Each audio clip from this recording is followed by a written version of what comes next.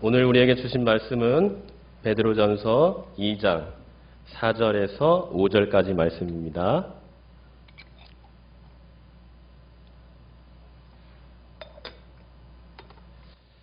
베드로전서 2장 4절에서 5절까지 말씀 함께 합독하도록 하겠습니다. 사람에게는 버림바 되었으나 하나님께는 택하심을 입은 보배로운 산 돌이신 예수께 나아가 너희도 산 돌같이 신령한 집으로 세워지고 예수 그리스도로 말미암아 하나님이 기쁘게 받으실 신령한 제사를 드릴 거룩한 제사장이 될지니라. 아멘. 네, 우리가 지금 계속 베드로전서 내용을 살펴보고 있는데요. 우리가 지난주에는 이제 2장 1절과 2절의 말씀을 같이 이제 살펴보았습니다. 그래서 1장의 내용을 총 정리를 하자면 결국 하나님께서 우리를 은혜 가운데서 불러주시고 거듭나게 하셔서 이제 새 생명을 주셨죠. 그리고 이제 그 새 생명을 입은 자로서 하나님의 백성으로서 이제 어떻게 살아갈지를 우리에게 말씀을 하시는데 그 삶의 방식이 바로 거룩과 서로 사랑하는 삶이었습니다. 그렇게 해서 이제 우리가 거룩과 사랑의 삶을 살아가는데 어떻게 보면 이러한 삶들은 우리가 봤을 때 개인적으로 느껴지는 삶이에요. 그죠? 예. 거룩도 개인, 또 사랑도 개인. 어떻게 보면 이렇게 느껴지죠? 예. 그러나 하나님께서는 우리를 이 개인의 수준에서 머물러 있지 않기를 원하심을 보게 됩니다. 그 말씀이 바로 오늘 말씀입니다. 오늘의 말씀입니다. 그래서 하나님께서는 이제 개인의 구원과 또 개인에게 주시는 그러한 소명을 뛰어넘어서 이제 더욱더 큰 하나님의 뜻을 이룰 수 있는 그 소명을 주시는데요. 그게 바로 4절과 오늘 볼 5절의 말씀입니다. 자, 그게 뭐냐? 바로 우리에게 주신 이 은혜를 따라서 이제는 우리가 거룩과 이 사랑의 삶을 어떻게 살아가야 되느냐? 바로 교회 공동체로 살아가야 된다는 것입니다. 교회 공동체. 이것이 굉장히 중요한 거예요. 하나님께서는 우리를 부르실 때는 개인적으로 부르셨어요. 그죠? 예. 예수 그리스도의 그 복음을 통해서 우리를 개인적으로 부르시고 거듭나게 하시고 이 위대한 하나님의 나라를 이루는 데 있어서 귀한 사명을 맡겨주셨습니다. 그러나 이 사명을 감당하는 데 있어서는 우리는 개인적으로도 물론 할 수는 있어요. 그죠? 그러나 하나님께서 원하시는 방식과 목적은 개인이 아닙니다. 그럼 뭘까요? 바로 이 공동체라는 거예요. 공동체. 그래서 하나님께서는 우리를 함께 모여서 기도하고 하나님의 뜻을 분별하며 그 하나님 나라를 이루실 그 위대한 사명에 우리를 교회 공동체로 부르신 겁니다. 네. 그래서 자, 이제 그 교회 공동체가 우리 부름의 이제 목적을 이루는 하나님 나라를 이루는 이제 그 목적으로 이제 우리가 이제 부르심을 받았는데요. 그 교회 공동체가 자, 5절에서는 뭐라고 나옵니까? 바로 신령한 집으로 나오죠. 신령한 집으로. 네. 그리고 그 개인 한 사람은 뭐라고 나오냐? 거룩한 제사장으로 나옵니다. 그러니까 우리는 교회 공동체로서 부르심을 받은 거룩한 제사장이라는 거고요. 이 거룩한 제사장들이 모여서 하나님 나라를 이루어가는 그 공동체가 뭐다? 바로 신령한 집이라는 거예요. 여기서 신령한 집은 이제 나중에 결론적으로 말하면 우리 교회 공동체를 말하는 건데요.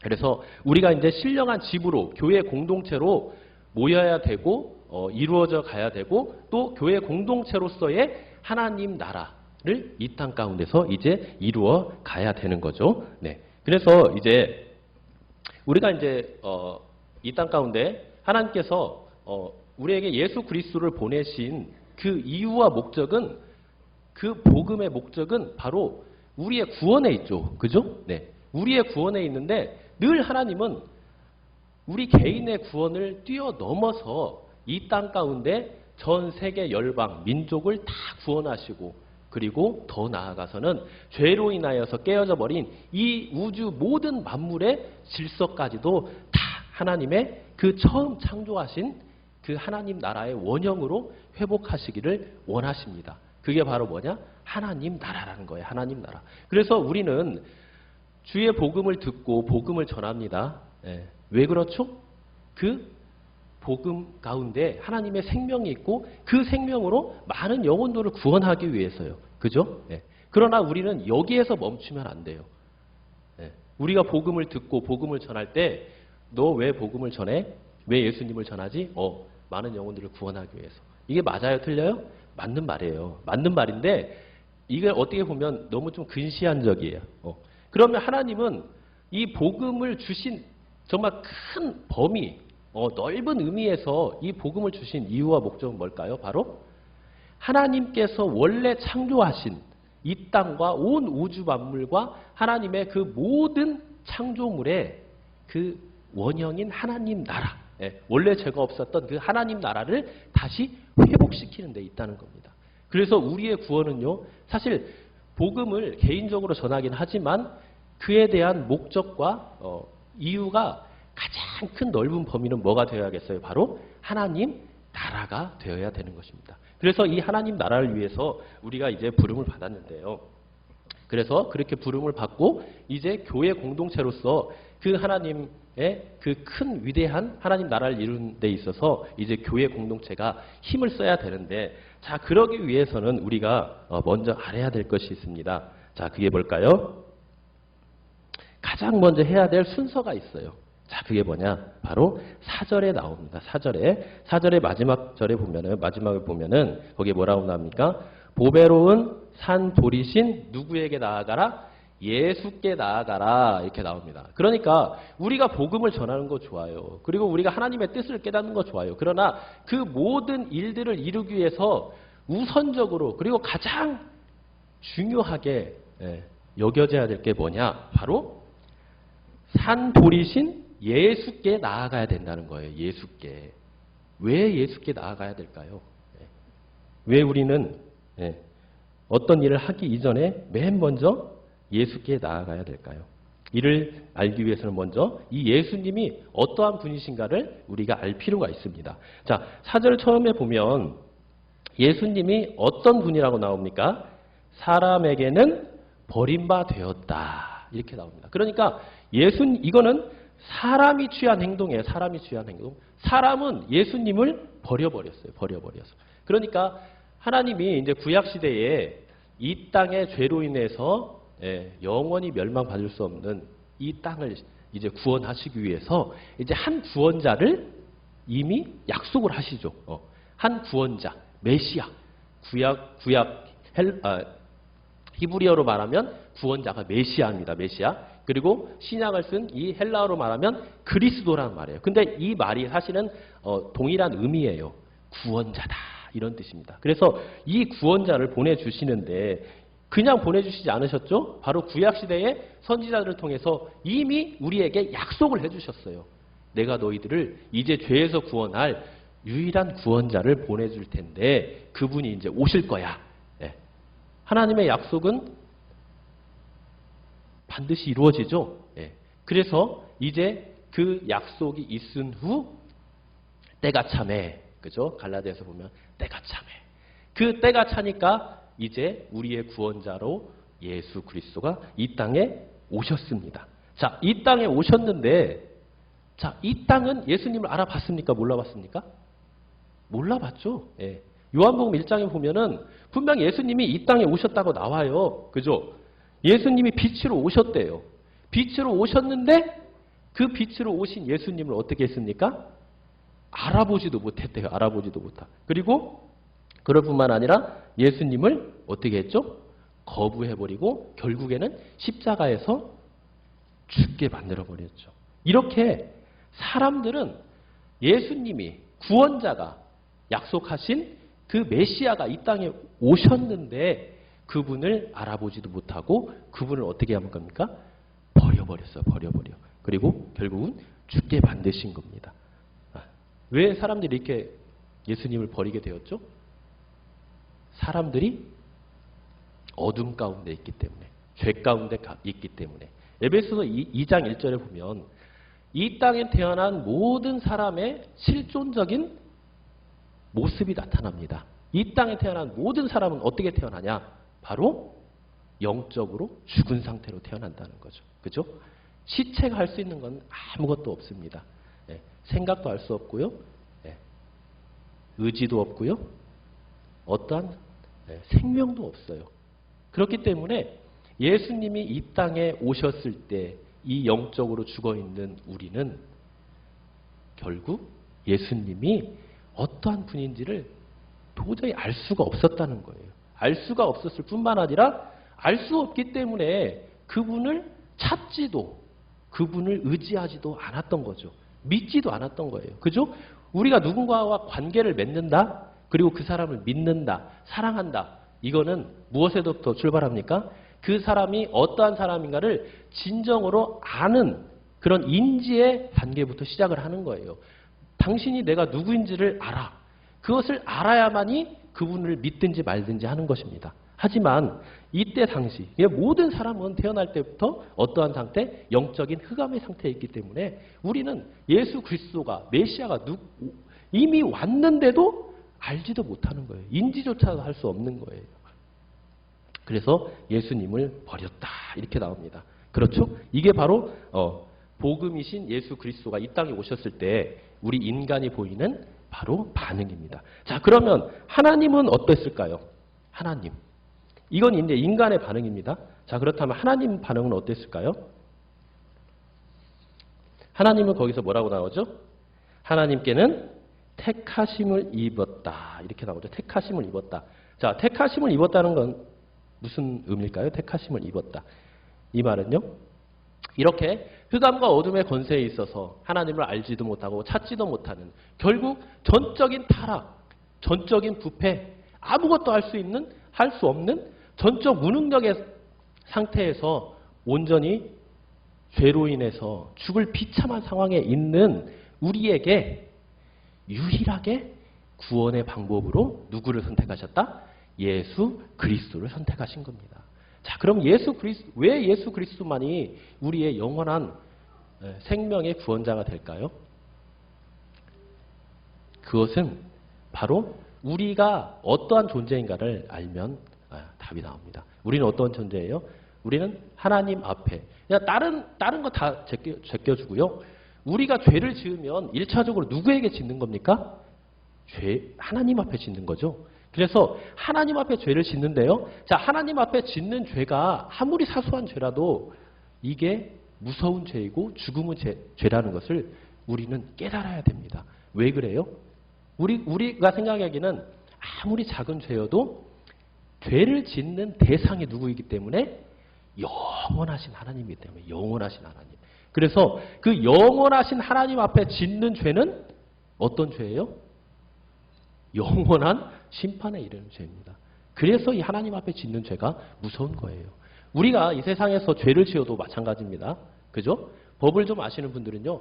우리가 죄를 짓는 대상에 따라서 그 죄값이 달라진다는 것을 알 수 있어요. 그죠? 우리가 대통령에게 짓는 죄, 뭔가 중요한 위치에 있는 사람에게 짓는 죄와요. 그냥 일반 사람들에게 짓는 죄에 대한 형벌은요. 완전히 달라요. 예, 그 죄값이 굉장히 달라요. 하물며 우리가 영원하시고 선하신 하나님 앞에 짓는 죄는 얼마나 클까요? 그 양이 어느 정도일까요? 가늠할 수 있을까요? 없습니다. 왜요? 영원하신 하나님이기 때문에.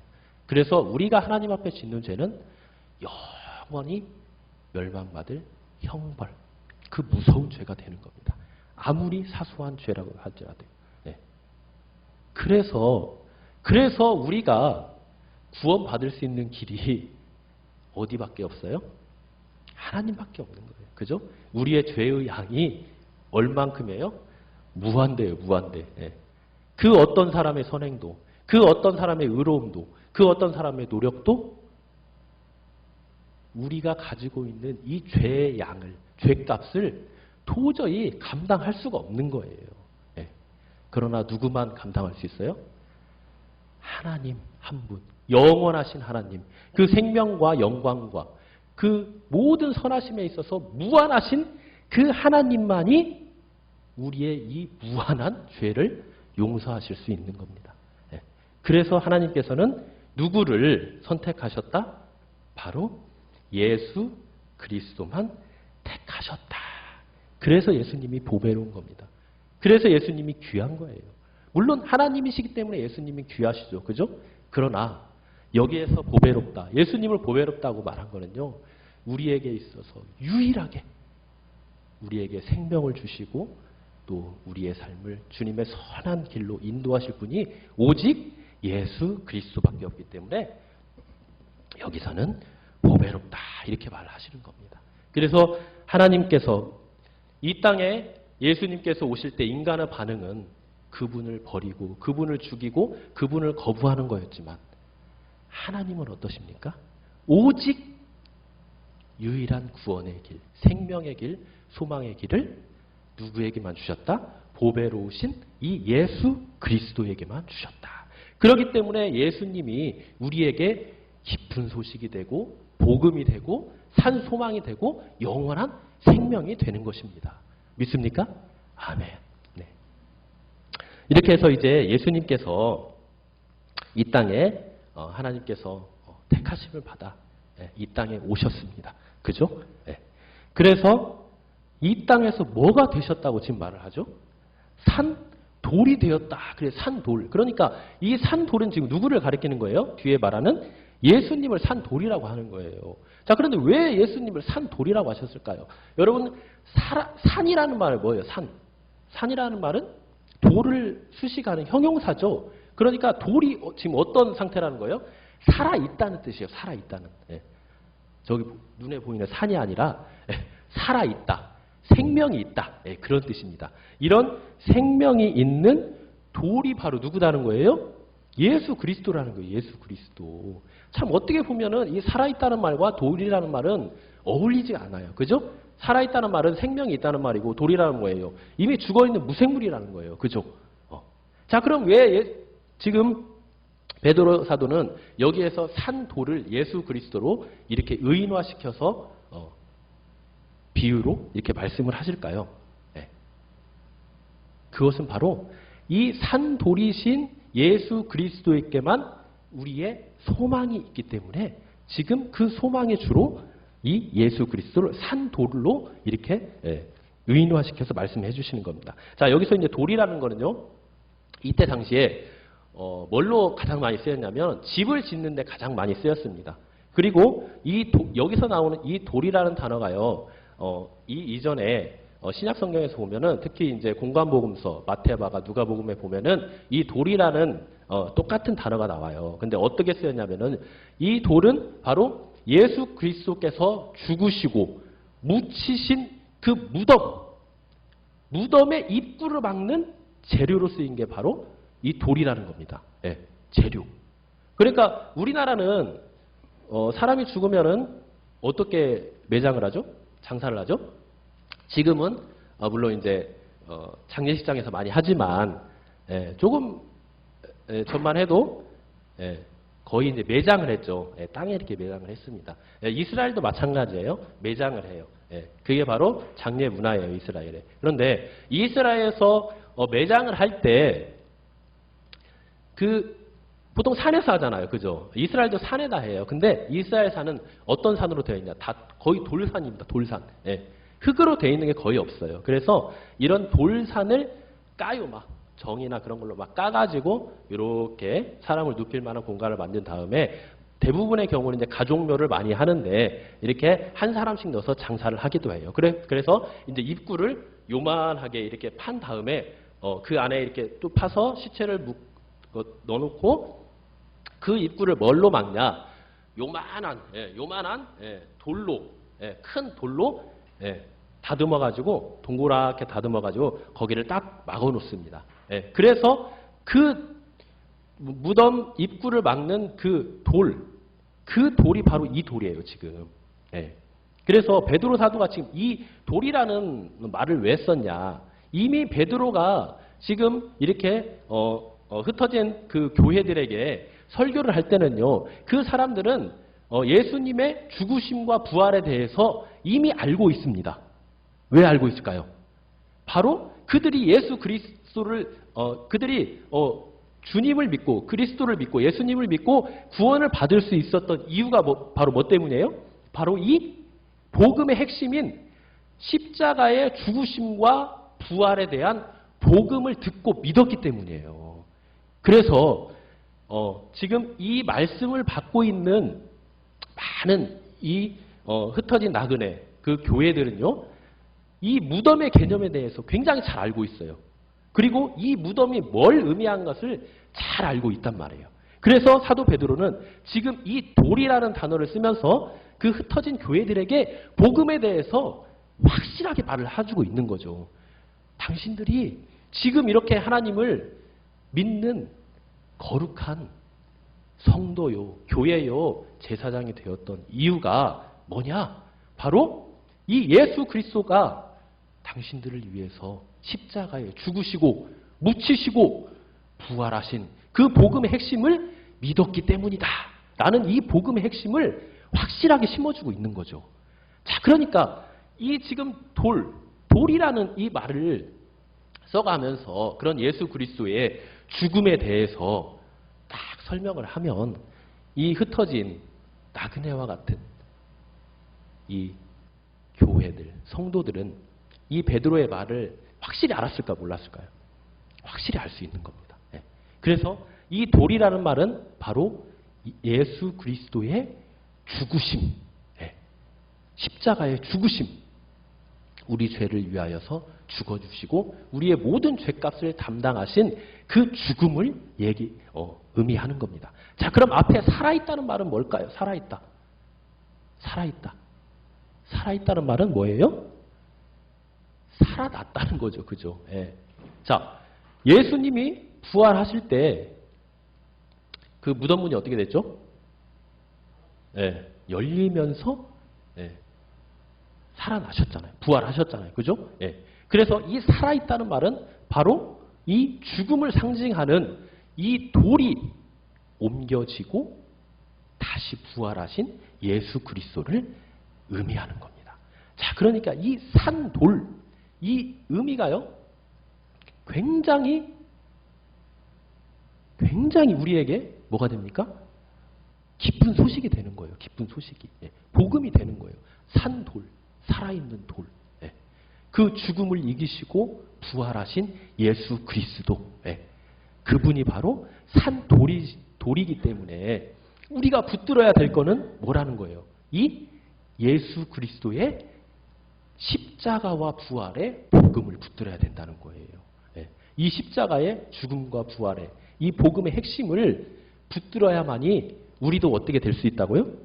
바로 5절에 나와 있는 것처럼. 그리고 지금 개인적인 구원의 차원에서 넘어서서 이제 공동체적인 이 교회론적으로 살아가야 될 우리들이 어떻게 살아가야 될까를 확실하게 보여주는 신령한 집인 이 교회의 본질을 바로 우리가 알 수 있다는 거예요. 그러니까 우리가 이제 개인적인 구원을 넘어서서 이 땅 가운데 하나님 나라를 이루고 복음을 세계 열방 가운데 전하는 하나님의 거룩한 제사장으로서의 삶을 살아가기 위해서는 우리가 이제 어떻게 해야 된다는 거예요? 바로 5절과 같이 5절에 있는 말씀과 같이 신령한 집인 이 교회로서의 삶을 살아가야 된다는 거예요. 공동체적인 삶을 살아가야 된다는 거예요. 그런데 이 공동체적인 삶을 살아가기에 앞서서 우리가 주목하고 깨닫고 우리의 마음에 깊이 새겨야 될 게 뭐라는 거예요? 바로 산돌이신 누구에게 나아가야 한다? 예수 그리스도께 나아가야 된다는 거예요. 그래서 여기에서 산돌은요, 단수로 쓰였습니다. 원어 성경을 보면 단수로 쓰였어요. 그러니까 딱 산돌은 누구 하나밖에 없는 거예요? 예수 그리스도 한 분밖에 없는 거예요. 오직 예수 그리스도만이 우리의 구원의 길이고 진리이고 생명이 되실 수 있다는 거죠.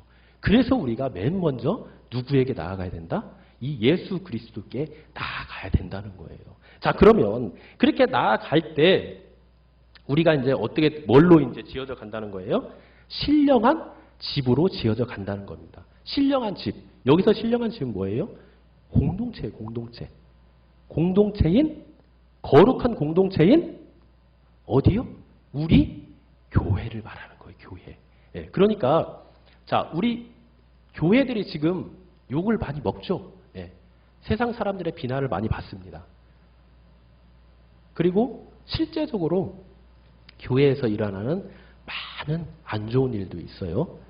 그러나 성경에서는요, 교회가 아무리 이렇게 연약함이 있고 많은 실패가 있어도요, 성경에서는 우리 교회를 뭐라고 하냐? 뭐라고 합니까?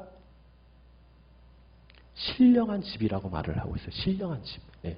이거는 우리 사람이 지어낸 말도 아니고요. 하나님께서 우리에게 확정적으로 선포하시는 말씀이에요. 선포하시는 말씀. 자, 선포하시는 말씀은 어떤 말씀입니까? 하나님께서 하신 말씀이기 때문에 그게 진리이고 절대 변함이 없고 그 말씀이 살아있는 거죠. 그죠? 네. 그렇기 때문에 우리 교회는 아무리 연약함이 있어도 어떤 교회입니까? 신령한 집이에요. 신령한 집. 왜 신령한 집이냐? 바로 하나님께서 택하셔서 구원받은 백성이 모인 거룩한 공동체이기 때문에 바로 신령한 집이 되는 겁니다. 네. 그래서 이 베드로전서뿐만 아니라요, 여러 다른 서신서들을 봐도요, 거기에 교회를 지칭하는 말이요, 거룩한, 네. 거룩하다 이런 말이 굉장히 많이 나옵니다. 에베소서나 뭐 빌립보서나 또는 갈라디아서나 골로새서 이런 데 한번 보십시오. 그 편지를 받는 사람들에게, 그 교회들에게 첫 번째 하는 말씀이 뭐예요? 거룩한, 거룩한 공동체라 이렇게 말을 하고 있어요. 특히 고린도전서에 보면요, 고린도전서에 고린도 교회의 성도들에게 편지를 하잖아요. 그 편지를 하는데 첫 마디가 뭐예요? 거룩한 교회라고 이렇게 말을 하고 있어요. 그 고린도 교회가 어떤 교회입니까? 엄청나게 문제가 많은 교회예요. 여러 가지 죄도 굉장히 많이 있었던 교회가 고린도 교회입니다. 그런데도 사도 바울은 고린도 교회의 첫 마디가 뭐예요? 거룩한 교회라 이렇게 말을 하고 있어요. 왜 그럴까요? 교회는요, 본질적으로 하나님께서 택하시고 선포하신 거룩한 공동체이기 때문입니다. 그렇게 해서 이제 거룩한 신령한 집으로 세워져 간다 이렇게 말하죠. 여러분, 신령하다는 말을 딱 들으면 어떤 생각이 듭니까? 신령하다. 아, 나 계시를 받았어. 아, 하나님이 어제 나 꿈에서 말씀하셨어. 뭐 이런 거 생각나시죠? 아, 막 기도했더니 병이 나았어. 이게 신령한 겁니까? 이것도 신령한 거예요. 단 하나님께서 역사하셨다면, 하나님의 뜻 가운데, 선하심 가운데 하나님의 역사하셨다면 이것도 신령한 거라고 할 수 있습니까? 그러니까 신령하다는 말은 결국 하나님과 관계되는 단어예요. 그죠? 예. 자, 우리가 주위에 보면은요, 믿는 사람들 가운데서도 이런 기적과 이적을 많이 행하는 사람들이 있어요. 그죠? 예. 그런데 이런 기적과 이적이 하나님의 구원 역사 가운데 있어서 그분의 선하신 뜻 가운데 일어나는 하나님과 관계되는 그런 기적과 이적이 있습니다. 이거는 분명히 신령한 거예요. 자, 그러나 성경에는 이것만 나오는 게 아니에요. 누구의 역사도 있습니까? 사탄 마귀의 역사도 있습니다. 그리고 내 자아의 무의식 속에서 내 스스로가 말하는 경우가 있어요. 이거는 신령한 걸까요? 아닐까요? 전혀 아니겠죠? 그죠? 예. 그래서 이 신령하다는 말, 이 말은요, 결국 하나님과 관계가 됐고 또 하나님께서 선포하시고 또 하나님께서 이루시는 이 모든 것, 그리고 하나님께서 임재하시며 다스리시고 통치하시는 모든 것, 그것이 바로 신령한 것이라고 할 수가 있어요. 그래서 우리 교회가 이제 신령한 집이라 이렇게 나왔잖아요. 그죠? 네, 신령한 집. 우리는 신령한 집으로 이제 어떻게 돼야 된다는 거예요? 세워져 가야 된다는 거예요. 세워져 간다. 자, 그러면 우리가 이렇게 이제 신령한 집으로 이렇게 세워져 가야 되는데요. 자, 이렇게 신령한 집으로 세워져 가기가 쉬울까요? 어려울까요? 쉬울까요? 어려울까요? 굉장히 어렵습니다, 사실은. 그죠? 네, 어려워요. 왜냐? 자, 우리가 신령한 집으로 세워져 가기 위해서는요, 가장 우선시되고 가장 본질적으로 먼저 해결돼야 될 문제, 그리고 우리가 집중해야 될 게 있는데요. 그거 뭐냐? 바로 이런 신령한 하나님만을 붙들고 나아가야 하기 때문입니다. 그리고 그 하나님 안에서 우리가 그런 하나님이 우리의 주인 되셔서 우리를 다스리고 통치하시기 위해서는 우리의 이기적인 자아와 교만함들이 깨어져야 하기 때문입니다. 그죠? 네. 그런데 우리 자신을 한번 곰곰이 한번 생각해 보세요. 얼마나 많은 우리 안에 강한 아집과 욕심과 이 세상적인 가치관과 또 내가 바라는 것들이 얼마나 많이 있습니까? 그죠? 네. 우리는 날마다 이것들과 싸워 나아가요. 그죠? 네. 그리고 그것뿐만 아니라 요즘 교회가 이렇게 세상적으로 욕을 먹고 비난을 받고 그런 이유가 뭡니까? 이 신령한 하나님의 집, 하나님의 말씀과 성령의 능력으로 다스림을 받고 온전히 세워져 가는 이 교회가 그 하나님의 통치를 거부하고 인간적인 또 인본주의적인 세상적인 방법과 여러 시스템들을 도입했기 때문이에요. 그러니까 우리의 이 교회, 신령한 집의 가장 본질적인 이 하나님의 주인 되심, 하나님의 통치, 이 하나님의 말씀의 원리를 무시하고 뭘 받아들인 겁니까? 세상적인 많은 제도와 방법과 가치관과 세계관들을 받아들였기 때문입니다. 그렇기 때문에 우리 교회가요, 정말 말씀과 기도 가운데, 정말 성령의 임재하심 가운데 온전히 깨어있지 않으면 우리 이 거룩한 집, 신령한 집은 어떤 집이 되는 겁니까? 어떤 집이 돼요? 하나님께서 보시기에 정말 마음 아프시고 정말 안타까운 교회가 되겠죠. 그래서 이 신령한 집으로 우리가 세워져 가기 위해서는요, 이만큼 어렵고 힘든 겁니다. 그래서 우리에게 뭐라고 말씀하시는 거예요? 4절에서 말씀같이 이 신령한 집의 주인 되시고 또 이 신령한 집을 다스리시는 산돌이신 누구에게 나아가라? 예수께 나아가라. 그렇게 말씀을 하시는 겁니다. 그러니까 가장 본질은 우리가 뭡니까?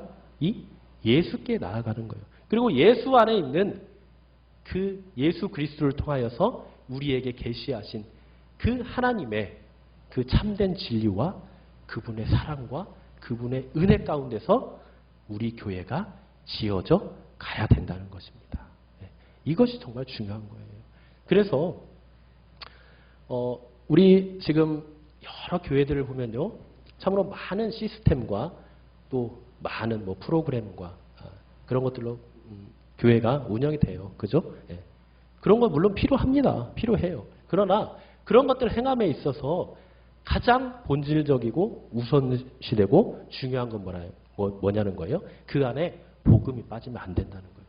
우리 예수 그리스도에 대한 이 참된 생명의 복음이 빠져버리면, 그리고 주님이 주인 되시고 또 성령님께서 다스리시고 통치하시는 그 성경적인 원리, 그 성삼위 하나님이 빠져버리면 이거는 그냥 세상 단체나 똑같다는 겁니다.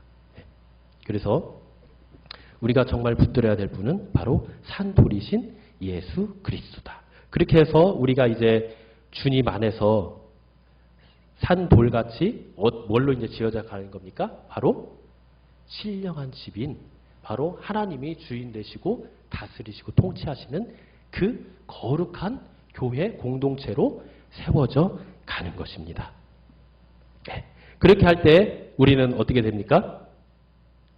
이제는 이건 공동체적인 모습이죠. 그죠? 우리 교회가 이런 거룩한 공동체가 되어야 된다는 거예요. 자, 그럼과 동시에 우리는 또 어떠한 삶을 살아야 되냐? 바로 5절에 있는 것처럼 거룩한 제사장이 될지라, 이렇게 또 말씀을 하고 계십니다. 그러니까 이 거룩한 제사장은요, 여기에서 뭘로 쓰였냐? 단수로 쓰였어요. 단수로. 그리고 위에 앞에서 말하는 신령한 집은 뭘로 쓰였어요? 복수로 쓰였어요. 그러니까 우리가 이렇게 교회를 이루고 살아간다는 건요, 결국 하나님으로부터 부르심을 받아 거룩한 구원 공동체, 생명의 공동체로 모여서 그 하나님 나라를 이루어가는 그 공동체로서의 삶을 살아가지만요, 또 우리가 하나님 앞에 나아갈 때, 그리고 하나님의 뜻을 물어볼 때, 이럴 때는 어떻게 살아가야 된다는 거예요? 바로 거룩한 제사장으로 살아가야 된다는 거예요. 거룩한 제사장으로. 자, 그러니까 우리가 제사장이라고 하면은 여러분들 어떤 역할을 합니까? 제사장. 구약시대 제사장은 어떤 역할을 했죠? 바로 죄 있는 인간과 그리고 죄 없으신 거룩하신 하나님 사이의 매개체, 중간 역할을 하는 게 바로 제사장입니다. 그래서 이 제사장을 한마디로 말하면 다리 놓는 사람이라고 해요. 제사장을 다리 놓는 사람. 그러니까 우리 죄된 인간과 하나님 사이를 다리를 놓아서 결국 화목하게 하시고 그리고 우리를 하나님의 거룩한 백성으로 살아가게 하는 역할을 하는 게 바로 이 제사장의 역할이에요. 그래서 구약시대에는 이 제사장이 어떤 사람만 되었죠? 바로 레위 지파에서만 이 제사장이 되었습니다.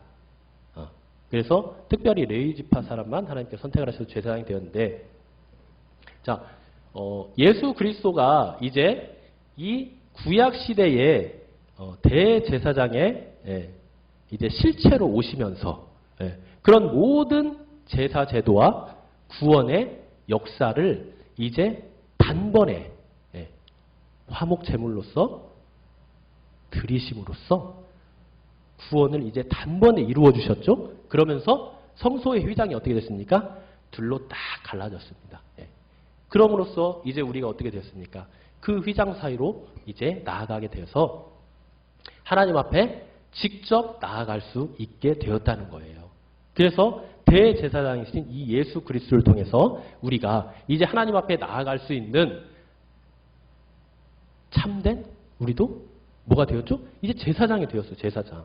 그래서 이제 신약시대에 와서는 구약시대에 그런 제사가 이제 필요가 없습니다.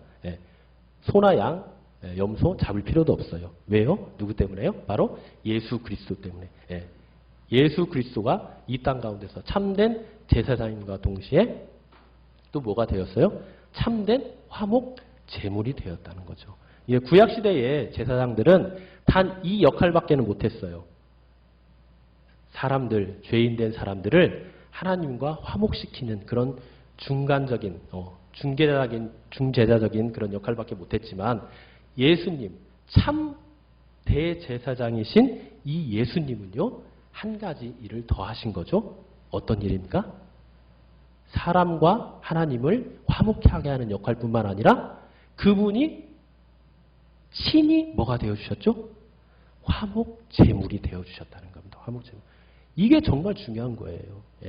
그렇기 때문에 예수님이 우리의 참 대제사장이 되실 수 있는 겁니다. 그렇게 해서 우리는 이제 은혜의 시대를 살아가는 하나님의 거룩한 백성이 되었습니다. 그 전에는 제사장들의 도움을 통해서만 우리가 하나님께 나아갈 수 있었지만 이제는 이 예수 그리스도를 통해서 은혜의 보좌 앞에 직접 나아갈 수 있는 제사장이 되었다는 거죠. 참 놀라운 하나님의 은혜죠. 그죠? 그래서 우리가 이제는 뭐 중세 시대나 아니면 유대인들과 같이 제사장이나 교황이나 사제가 필요가 없어요. 그냥 우리는 예수 그리스도의 이름으로 그분을 믿는 믿음 가운데 은혜의 보좌 앞에 담대히 나아갈 수 있는 거룩한 제사장이 되었습니다. 이를 통해서 우리는 이제 이 땅 가운데 어떠한 존재로 살아가야 되느냐. 바로 앞에서 말한 것처럼 산돌같이 신령한 집으로서 거룩한 교회 공동체로서 우리는 이 땅을 살아가야 된다는 겁니다. 그죠? 그래서 1장에서 우리가 어떻게 하나님께서 구원받은 존재가 어떻게 살아가야 된다고 했습니까? 바로 사랑하고 거룩한 사람을 살아가야 하는데 그 삶을 이제는 어떻게 살아가야 돼요? 공동체적으로 살아가야 된다는 거예요. 공동체적으로. 그래서 우리에게 있어서 이 공교회와 이 공동체성은 굉장히 중요합니다. 이 교회에 나와서 우리가 또 교제함, 그죠?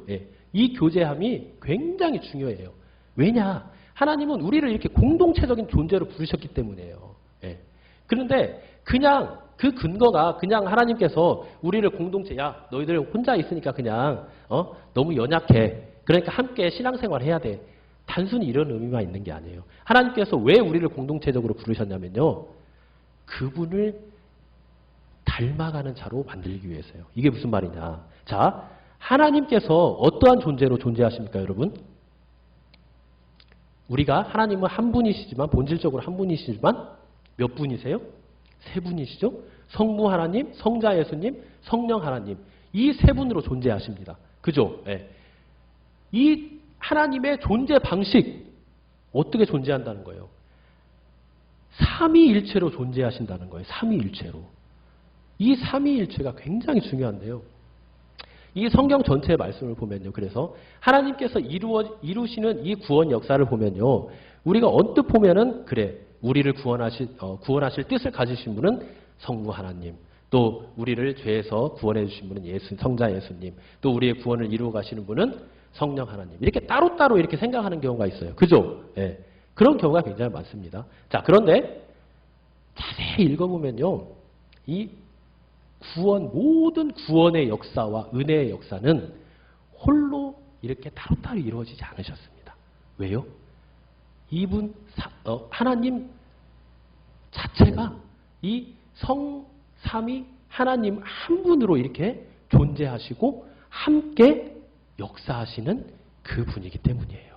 그래서 이 하나님의 성삼위 하나님의 존재 방식과 또 역사하시는 방법, 그 모든 것들이 이 성삼위 하나님 안에서 그분의 사랑과 또 그분 안에서 있는 그 놀라운 교제 안에서 그 성삼위 하나님이 서로 그렇게 교제하시고 사랑하시고 모든 구원의 역사를 이루어 가신 것처럼 이 땅에 교회를 세우시고 또 이 땅을 구원하시고 하나님 나라를 세워가는 데 있어서도요. 어떠한 방식으로 이루어 가신다는 거예요? 바로 이 성삼위 하나님께서 존재하시고 역사하시는 방법으로 이루어 가신다는 거예요. 이게 정말 중요한 겁니다. 그래서 여러분들 우리 교회가요. 우리를 아까 뭘로 부르셨다고 했죠? 신령한 집, 공동체로 부르셨다고 했죠. 공동체. 이 공동체로 부르신 걸요. 우리는요. 절대 우습게 여기면 안 돼요.